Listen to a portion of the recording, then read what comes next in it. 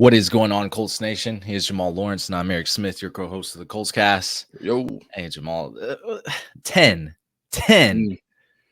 the number 10, right? 1, Mm. 2, 3, 4, 5, 6, 7, 8, 9, 10. We're not talking Gardner Minshew either. Hey, Adonai Mitchell will be wearing the number 10. And guess what that number represents, Jamal? What they represent, let these people How know. many wide receivers were taken before him? Mm. Before him, A.D. Mitchell is officially my favorite receiver going forward. I mean, that man got the dog in him. He's not letting anyone forget his draft slide. Look, Colts rookie minicamp. I know you've been keeping up with Jamal over the past couple of days, and the Colts, the Colts cast has a hot take for Colts Nation. What is it, Jamal? This What's is the this is hot a take? this is I an know you extra like hot it. spicy one. Yeah, Hey. Scoville levels high, boy. Adonai Mitchell will be the Colts wide receiver number 1. You notice Eric is wearing the number 11 jersey right now. Number 11. That means that That's my boy has to, the number 10 has to surpass number 11. Yes, he has to take it up another level. Hey, before we get started, go ahead and hit that like and subscribe button. Let us know how you feel about this right here. Drop your comments below. Let us know if you think that he can and will be that number 1 receiver at the end of this season. I mean, there are a lot of things that have to happen for this. First and foremost, I mean, again, as I mentioned, the number 11, Michael Pittman Jr. You see the jersey Eric has on right now. He's been, the Colts leading receiver since he stepped on the squad. He's had multiple quarterbacks with him. And just the other day on in the trenches, Ziggy Small, Big Ziggs, on his show, he talked. Ziggy asked him what makes the number 1 wide receiver statistically, and MPJ said, of course, having 1,000 yards. I'm paraphrasing this. Of course, having 1,000 yards and clutch plays. So that's the only thing we got to have to be that number 1 receiver. And MPJ's eyes is 1,000 yards and clutch plays.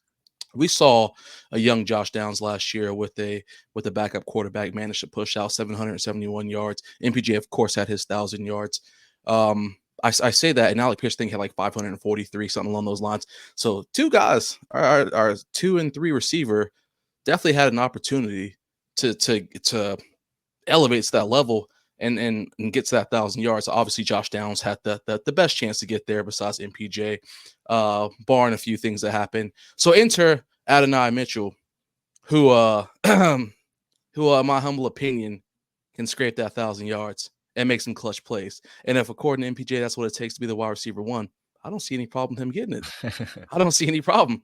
Not to mention he'll have the touchdown. He'll have the touchdowns in there as well.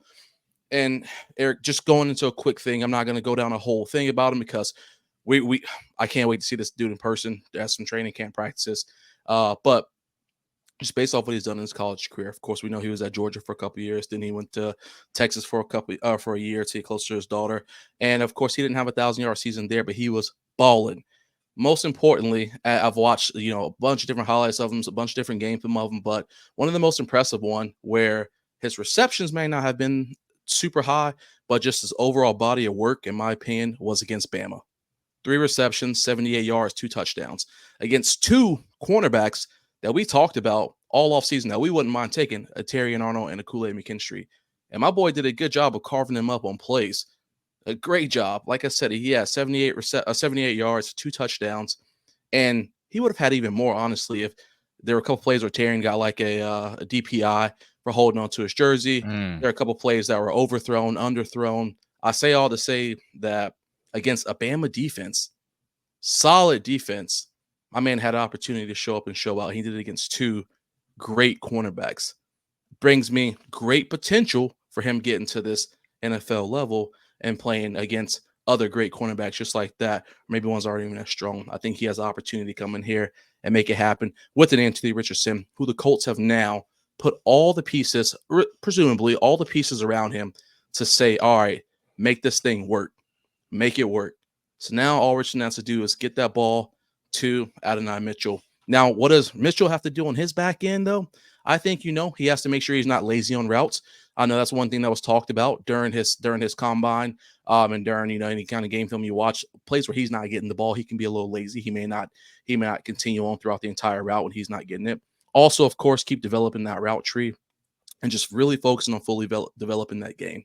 He can do those three things. I can see him getting that, according to MPJ, 1,000 yards and clutch plays. Plus, we'll sprinkle in some touchdowns on there.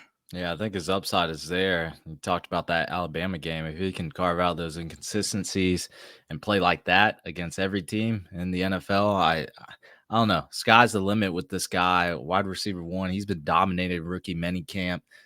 Yeah, I mean it's lesser competition with these tryout DBs, but boy, he's making them look silly. He's doing some crazy midair adjustments. He's moving with elegance. I don't know.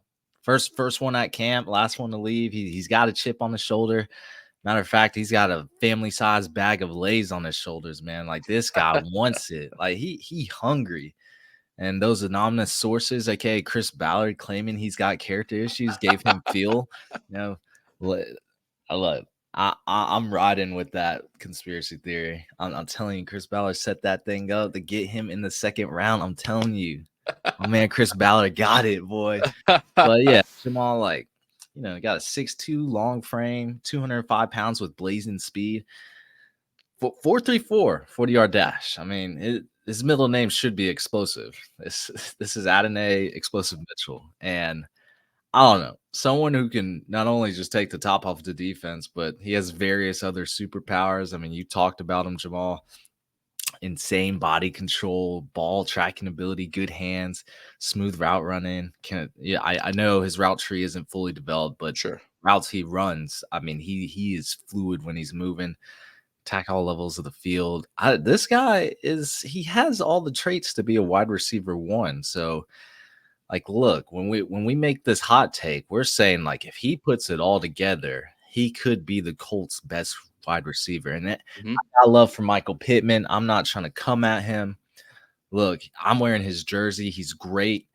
But, every season, I feel like every season, we have this conversation about whether Michael Pittman is a true number one. And I love him, but, I can tell you right now, AD Mitchell's upside is on a different level, I will say. I'm still to this day shocked that he dropped that far. He was not on my radar in any mocks. I thought he was a little too early to take in the first round, so I didn't mock him out in the first. And then second, I thought he'd be gone by our pick unless we traded up.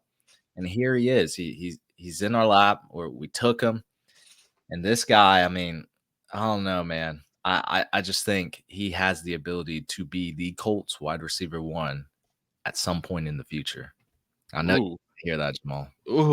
And for those of you who are listening, this is Eric's first time on record ever saying that Michael Pittman Jr. or presumably giving him anything besides wide receiver one. Eric's rode him like a bus route since we started this podcast. I mean, he is the Colts wide receiver one right now. You're right. This is the first time I've ever heard you say that there's an opportunity somebody else could take that crown. So that's just a testament to what AD brings to the table. And and I guess I need to write down this day, May 12th, 2024. Eric finally said it, that there's an opportunity for somebody else. But no, but what you're saying is 100% true. The upside is there. If he can put all those pieces of the puzzle together, that it could be something out of a movie. So I'm excited to see what he does. Again, keep that dog in you, keep developing, keep wanting to get better every single day. The competition that I've been begging for is finally there. Let's do something with it. Let's elevate everybody out here. Yeah, let's get a guy that third and long, got to get this play, clutch play. It's going to this guy, and we all know who it's going to. It's going to AD Mitchell, and he's going to win us that one-on-one matchup and play in, play out. That's what I'm hoping he turns out to be. Of course, he could end up just being a compliment to the offense, and that's okay. But look, I'm feeling good about this pick. I mean, my man is coming in hot. He's saying these 10 receivers ain't shit. He's telling everybody, yo, I got next up. I like it. So I like AD, and we believe he can be the Colts wide receiver one going forward. Absolutely. In due time, not immediately. In due time, sure. In due time. Jamal, you got anything else? That's it for me, dog. Hey, I know that's a lot to take in. Let us know what you think, Colts Nation. That's going to be it for us, everyone. Thank you for listening to the Colts Cast. We are live on Apple Podcasts, Spotify, YouTube, or any platform you use to listen to podcasts. And we'll be back next time to give you some more Indianapolis Colts content.